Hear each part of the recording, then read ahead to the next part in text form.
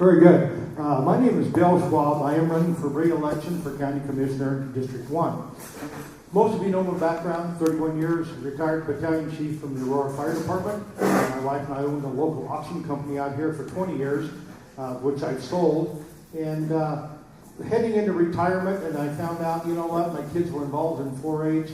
This county gave so much to my family and my kids all the time that we lived here and through the 4-H program that I wanted to give back. And that's serving as a county commissioner. And trust me, if you really want to be have your lives exposed, run for office, elected office. It's an interesting experience. However, the last 4 years, in my brochure, I talked about the last 4 years. Very, very meaningful to me. I have done a good job. We have accomplished a lot of things in this county. We've turned this county around. We are not done. I have got 4 more years to complete my mission, and that will be term limited. But I am looking forward to those 4 years. One of the hot topics out there is always about the water that started out early last year. And I just want to make my point very clear right now. In case that question isn't asked, I'm going to answer right now. Had I had the opportunity to vote on that water issue, the vote would have been no. So I want that up front and know about that. We postponed it for 2 or 3 weeks to really gather up more information about it. And I was not in favor of it. So that that buzzword keeps out there all the time. I just want you to know my position on water. It needs to be right for Elbert County, and it needs to be protected by the county people. So without further ado, that'll end my speech, and I've got some other things I'll talk about a little bit later, but it is a privilege to stand before you. I've enjoyed serving as a county commissioner, and I am not done. Thank you. I think it's very important that the public has a large role in county government. We've got a proven track record that we've done that. We've done it with the Water Task Force. We've done that with the Gas and Oil and the Planning Commission. We need citizen input. It's not easy for 3 people to stay at the head of the county trying to make all the decisions.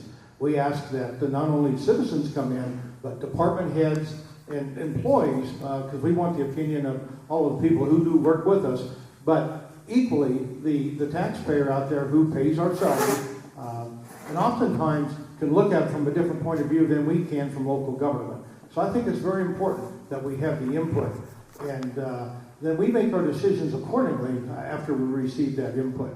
But it is a high priority of mine. Thank you. And I'm the candidate that said I was tired of hearing transparency. I can tell you this, transparency is not that difficult. If you understand open records requests, how to process them, and get through them, you can get the information. It's not that difficult. Some people want to make that difficult. It's not.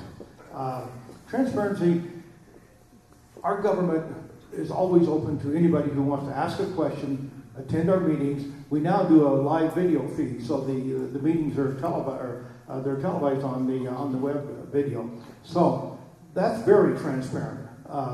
Any public decisions that are made, we do that there and accordingly. And there are no super secret dark meetings that some claim that's going on. That doesn't happen. I heard the same thing 4 years ago. I went in thinking there was going to be these super secret dark meetings. They don't exist. It does not happen. Balanced budget. We had a real challenge when we took office with all the debt that had been incurred. I'm a Colorado native. I've been a Republican since I've been 21 years of age. I am proud to be part of this party. Rest assured, folks, I did not jump parties to run for office. I was a Republican when I registered. I was a Republican many years before I decided to run for county commissioner. Therefore, I think it's very important, not only Colorado native, but I am a true Republican. Thank you. It's kind of an interesting question because we have a meeting scheduled with all the mayors and the administration during this next month. And that's been on the books for a while, so it didn't just come up because of the campaign. But one of the things that I also do is I meet with people in my district, not every Monday morning, but maybe one Monday morning a month I do make it to that breakfast meeting over there. I too get the information from my district and talk about that. I meet with the mayor, actually the mayor of Elizabeth is a personal friend of mine, and we have had coffee together, and we realize that it's time to bring the cities, the municipalities together, and economic development is a huge issue, and that's the one that always causes all the bad feelings. If we can get all the cities and the counties on the same page, then this economic development, as we go through it, whether it's going to be because of gas and oil or population increase, whatever it is, this certainly would pave the way and make it easier for this county, and certainly make it fair for the smaller towns that exist in here. We also have a good relationship with all the fire departments, and I think that's a community effort here that I really adhere to. And we moved our dispatch center to Douglas County. That was a plus. Not only did it save some money, but we now have professional dispatching service that the sheriff's office and the fire departments can all share, and that's certainly a plus. So thank you. Thanks for that difficult question. I appreciate that. I came from a world of local government, city government, where certain officials were required to have vehicles. County commissioners, I feel, are a very strong part of that. And the reason I say that is prior, and I won't throw you into the bus, but prior to my 4 years, people were charging for mileage. They weren't driving a county vehicle, but they were charging for mileage. That's been going on a long time. And the one thing that I felt when I got in board, I said, you know what, that's behind the scenes, that's not right. We go to a variety of places, and of course it's 50 cents a mile now to pay for your personal vehicle. I do not see people using that for a part-time job. That's not acceptable.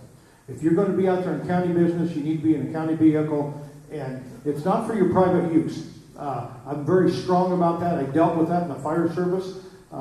People were not to be using their vehicles for personal use. I strongly support that. However, they do need to be using county vehicles for county business, and that's what we do. I absolutely see nothing wrong with that policy. It works. I can tell you this, the vehicles that I get involved with are well better taken care of than when I first came into office, because I'm getting behind the seat and I'm driving them. I make sure the oil's maintained, and it's just healthier for the vehicles, and we're hiding nothing. But I do support that. Thank you. Well, I think Larry said it pretty clear that the state really controls most of the oil and gas. What I see as a commissioner is we have a split county. We have the eastern side who say no rules, drill, drill, drill. We have the western side says, hey, what about my property rights? What about my vision? What about my roads? So, one of the things that we put in place is the Planning Commission for the gas and oil regulations. Now, I've talked to the state on 3 different occasions. I've always asked the same question. We do have some of the strongest gas and oil regulations in the United States, in Colorado. And that's because we love Colorado. That's why we do that. And my question to the state is, well, if they're so strong and they're so good, how come we have to have them as well? Well, the typical response I get back is, well, there's local conditions we don't know about. So we have to give the county the right to control some of the local conditions. And I agree with that. However, what our feelings are about fracking, really, it's the state. They're the one who controls that. Do we need to do fracking to get oil out of there? Yeah, we do. We do. But we still need to protect the 3 most things precious to this county: our roads, our air, and our water. And that's where our local control comes in. And we have the Planning Commission, and we challenge them with putting together a reasonable set of additional rules and regulations. They're good people. I trust their wisdom. They're on page 45 of a 62-page document or something like that, and they're in their 5th or 6th meeting. What I do get disappointed in, the last public meeting for the Planning Commission for gas and oil regulations, there was 1 citizen there. So I don't know whether the interest has died out, but I just want to encourage this group. Stay in there until we get this thing finalized to the end. I look for a balanced set of rules and regulations for gas and oil. I've had the honor and the privilege of accountability ever since I can remember. German heritage, 100%, both sides. Raised by my grandparents who were German, who taught me how to farm. I had to be accountable.